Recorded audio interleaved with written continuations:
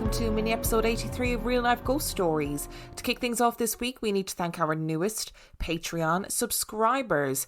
I would like to thank Jacqueline Tuzio, Fiona McKenzie, Erica V, Nicholas Seaton, J Mac 2, Ashley Leframboise, Lisa Robinson, Gemma Flower, Katie, Judy Weber, Maureen Rhodes, Jamie Walker, Liz S, Pishemislav Bakleda Zarski, Louis Esparza, Charles Murphy, Lisa, Bruna Diaz, and Dale Wilkie. Thank you so much for signing up to our Patreon. It is so appreciated and you are so loved, and I am grateful for you every single day.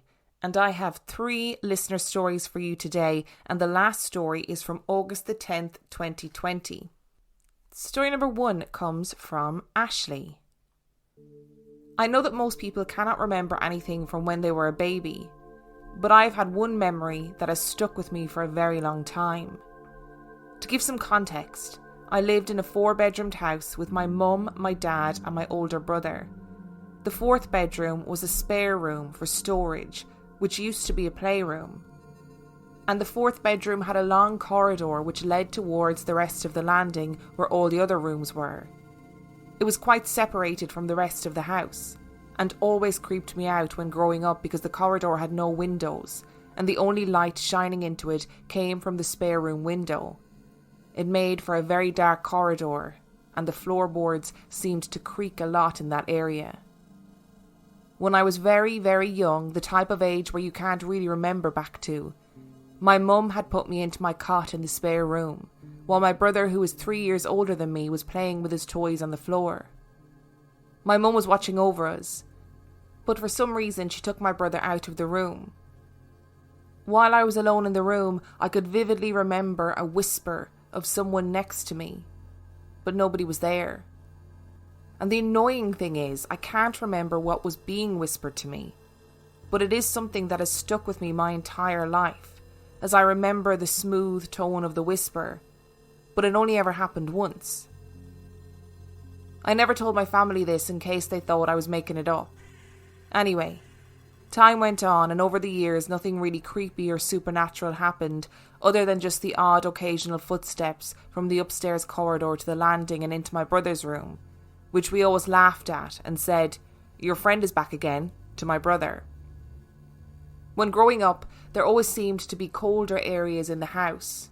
The dining room downstairs and the living room next to my dad's computer desk used to be very cold.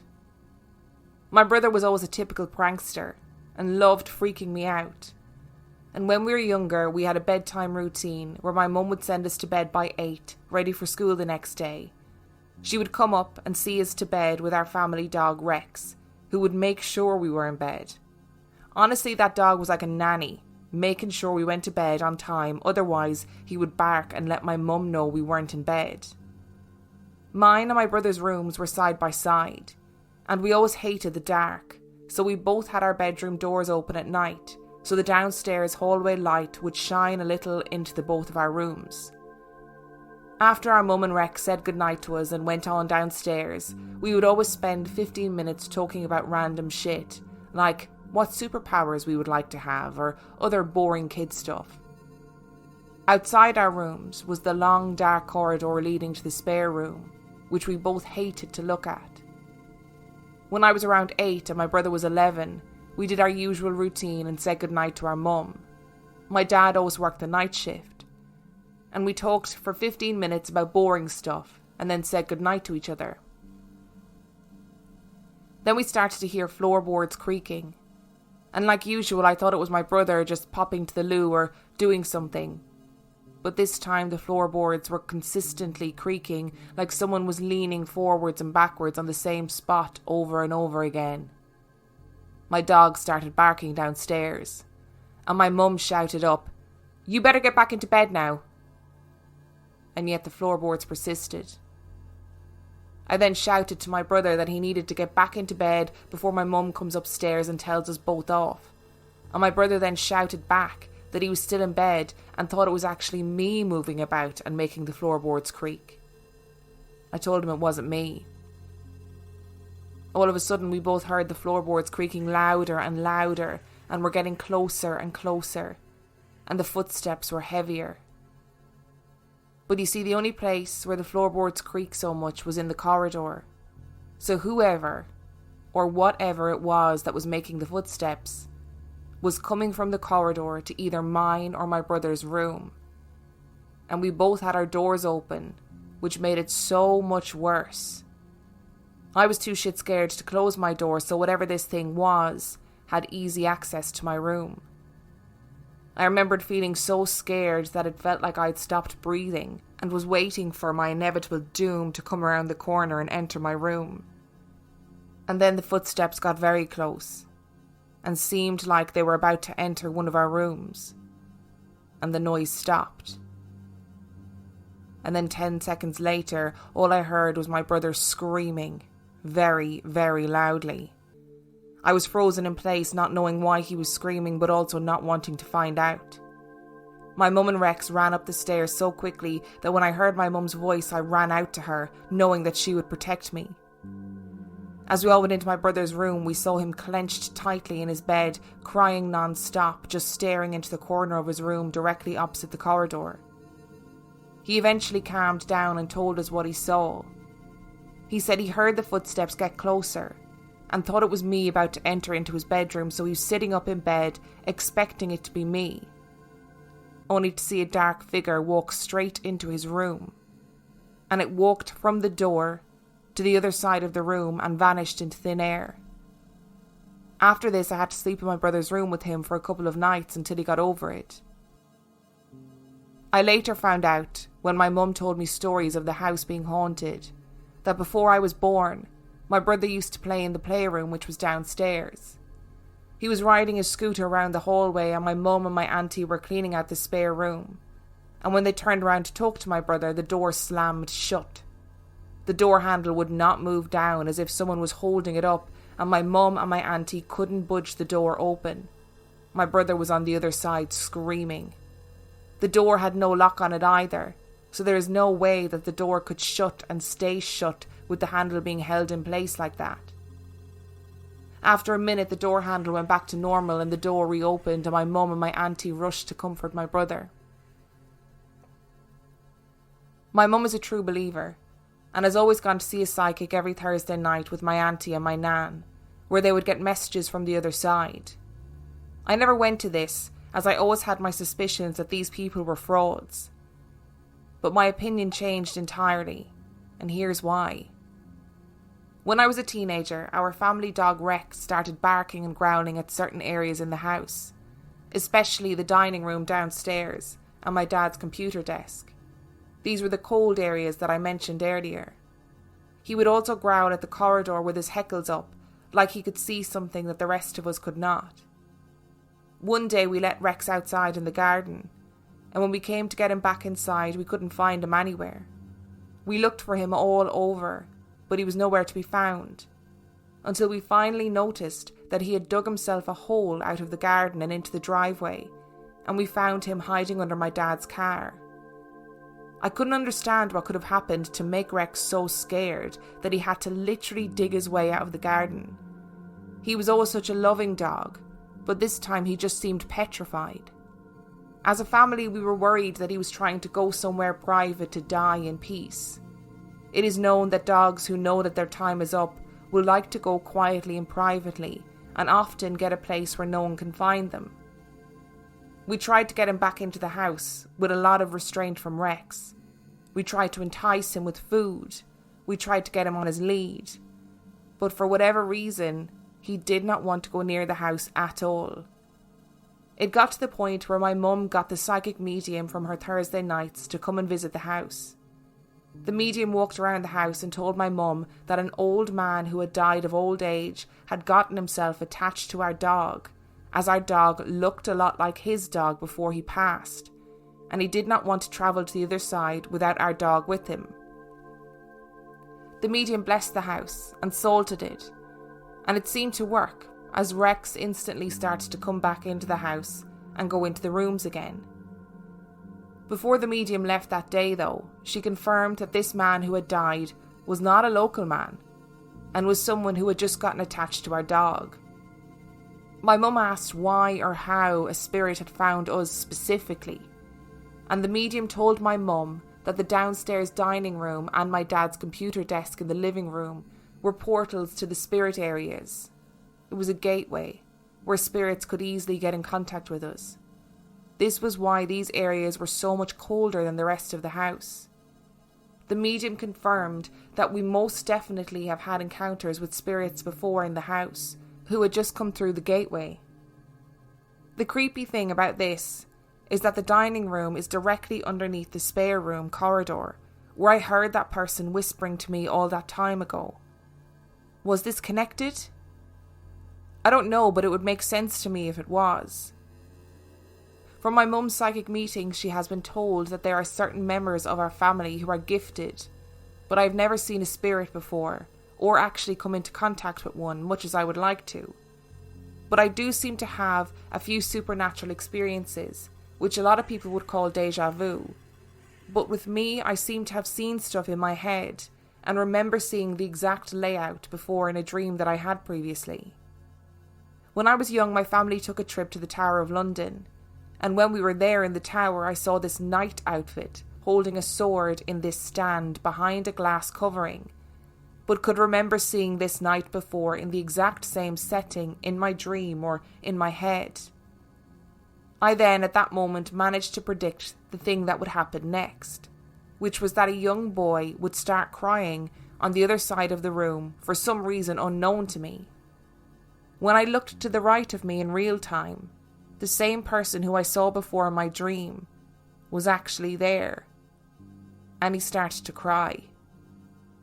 I thought this was strange, but didn't think much of it at the time. But when I think about it more and more now, I can't help but feel that we must all be connected in some supernatural way to the past and to the future. I have a theory that spirits are not the souls of people who have died in the past, but could be the spirits who have died in the future, and travel amongst time to the place which comforts them. Again, this is only a weird theory that I have. Today's episode is sponsored by ZocDoc. So you're trying to find a cause for your symptoms. For me, it was excessive hair loss, and you end up stumbling down a TikTok rabbit hole full of questionable advice from so-called experts. But there are better ways to get the answers that you want and the care you deserve from trusted professionals and not random people on the internet.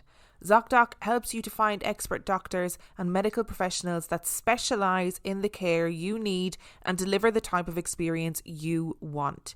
ZocDoc is the only free app that lets you find and book doctors who are patient reviewed, take your insurance, are available when you need them, and treat almost every condition under the sun. No more doctor roulette or scouring the internet for questionable reviews. With ZocDoc, you have a trusted guide to connect you to your favourite doctor you haven't met yet. Millions of people use ZocDoc's free app to find and book a doctor in their neighbourhood who is patient reviewed and fits their needs and schedule just right. Go to ZocDoc.com/ghost and download the ZocDoc app for free. Then find and book a top-rated doctor today. Many are available within 24 hours. That's ZocDoc.com/ghost. ZocDoc.com/ghost. For whatever reason, there's always been a stigma around mental health in our communities. Some people say that talking about your feelings makes you weak. But you know what? It doesn't make you weak. It makes you human. No matter what you're struggling with, you can call or text 988-LIFELINE to connect with a trained crisis counselor and get the resources and support you need. No judgment, no stigma, just hope. Text or call 988-SUICIDE and Crisis Lifeline day or night. 988. Hope has a new number.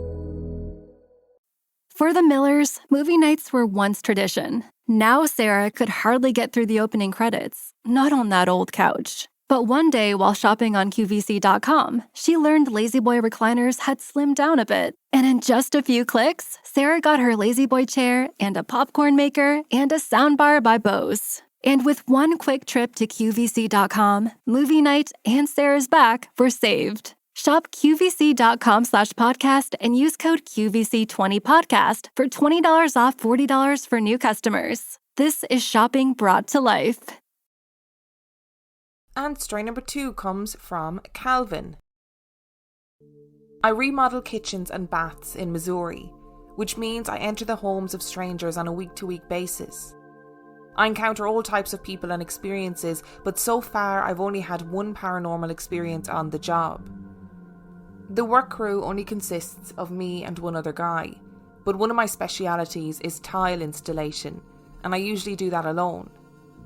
Some people don't seem to feel comfortable leaving their home with contractors working there.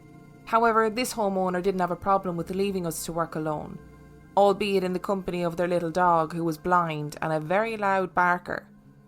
Every time I went outside to cut tile, I would have to walk from the back of the house, where the master bathroom was located, down the hall and into the living room, where the front door led outside. The little dog would spend his days laying on the couch. He didn't bark when you opened the door to leave, but he would bark every time you opened the door to enter.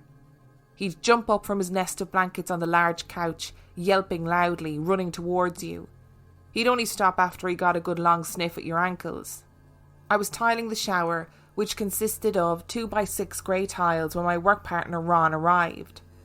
I could hear his entrance by the sound of the door opening and the air pressure slightly changing, not to mention the loud barking of the dog. He walked to the back bathroom and we had a brief chat. As I've said, tiling is my speciality and he rarely sticks around to help with it. This day was a Friday, and I knew he was eager to get home. The homeowner had left earlier and wouldn't be back until later that night. It was early evening and I wanted to finish the section of tile I was working on, even if it meant working a little longer than usual. Ron left, wishing me a good weekend and saying he would see me on Monday. I went back to tiling, and about 20 minutes later I heard who I thought was Ron yelling loudly from the front of the house. "Cal!" Instantly I heard the dog start barking as usual. I yelled back, "What?" and waited, listening for a response. All I heard was the bark of the dog. I sighed loudly and walked to the front of the house. No one was there. Just the dog sitting in its usual spot on the couch, barking loudly and persistently at the front door. I walked over and opened it and looked out.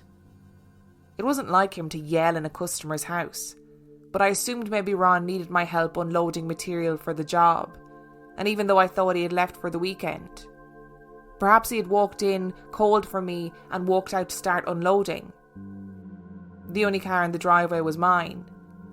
Ron's hulking blue van was nowhere to be seen, and I looked around and really noticed, for the first time, how far away I was from anyone else.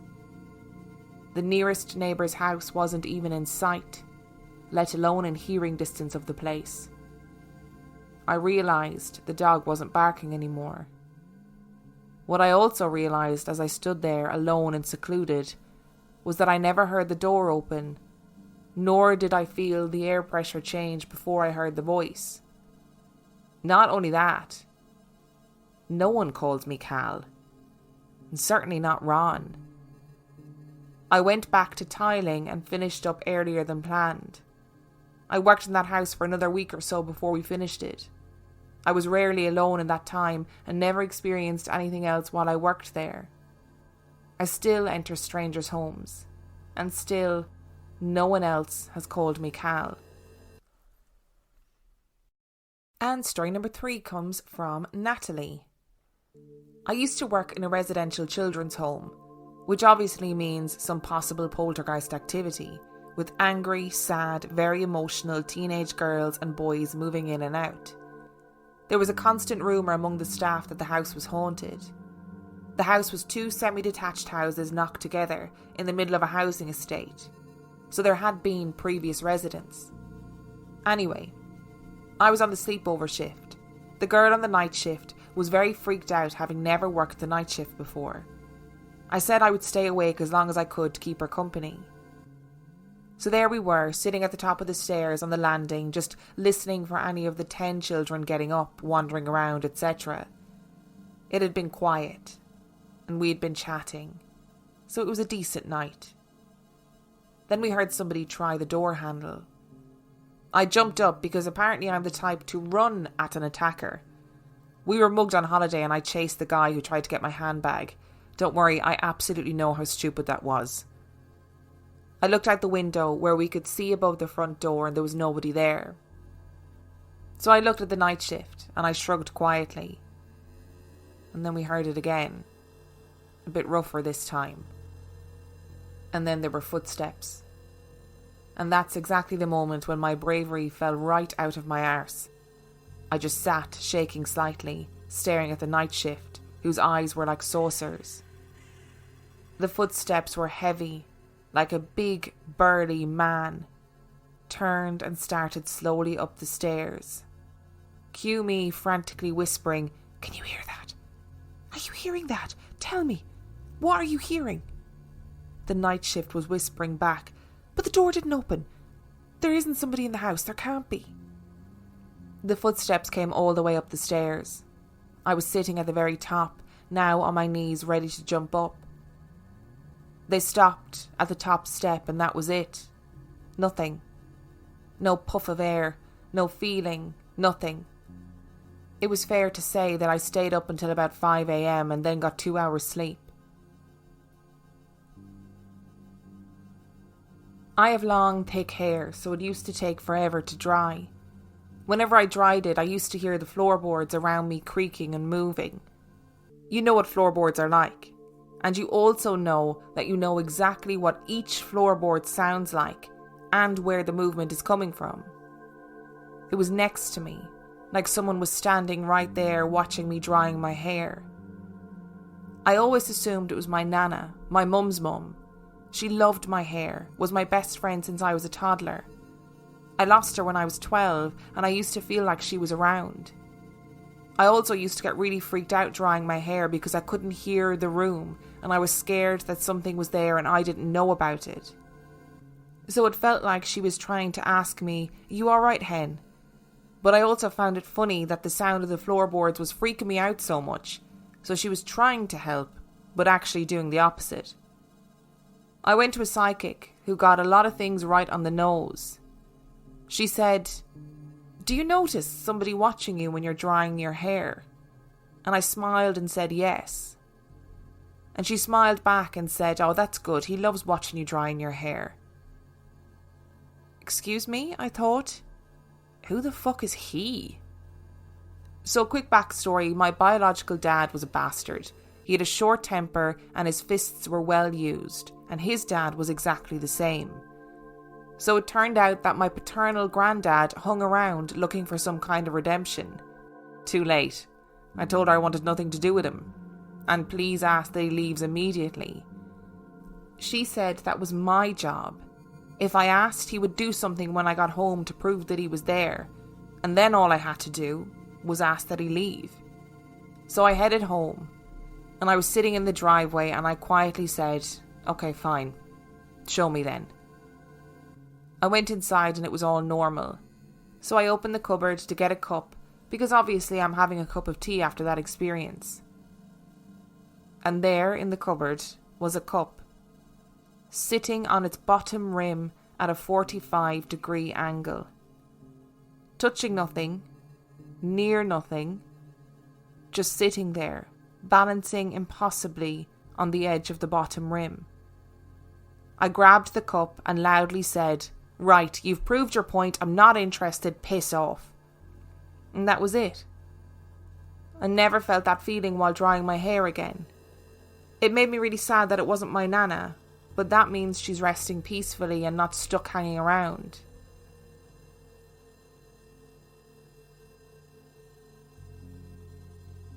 I kept waking at around 3 a.m.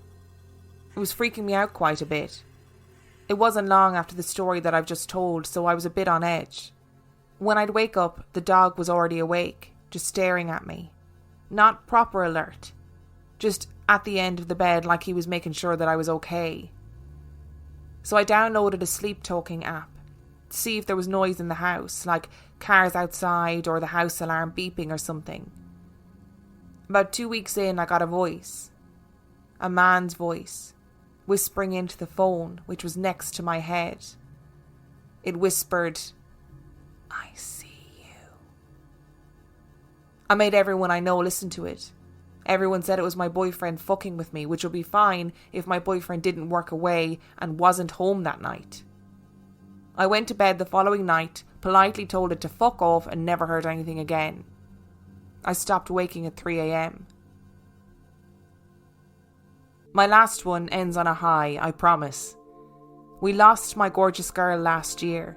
She was a 12-year-old German Shepherd, and she was just the best, most perfect girl. She was there for me whenever I needed her. So was the best little spoon, a wonderful listener, and my furry therapist. After we lost her, I cried myself to sleep every night, and most days I'd cry at least twice. I think unless you've been a dog owner, that might sound weird, but she was my baby, and I was absolutely devastated. One night I fell asleep crying, and I dreamt that I moved and I felt that big furry mass at the end of the bed. It was my baby girl. I sat up and was crying happy tears. I grabbed her. I felt her fur on my face. I could smell her.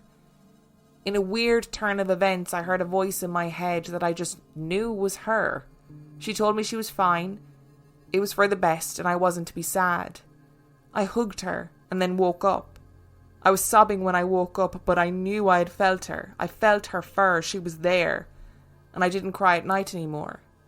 I felt like she was fine. She was happy. Thank you so much for listening to today's mini episode of Real Life Ghost Stories, and thank you to Ashley, Calvin and Natalie for sending in your stories. Just to let you know, the last story came from August the 10th, 2020, and if you want to send in your story, you can do so by emailing it to reallifeghoststoriespodcast@gmail.com. You can also check out our website, which is reallifeghoststoriespodcast.com. And on that note, we shall see you next week.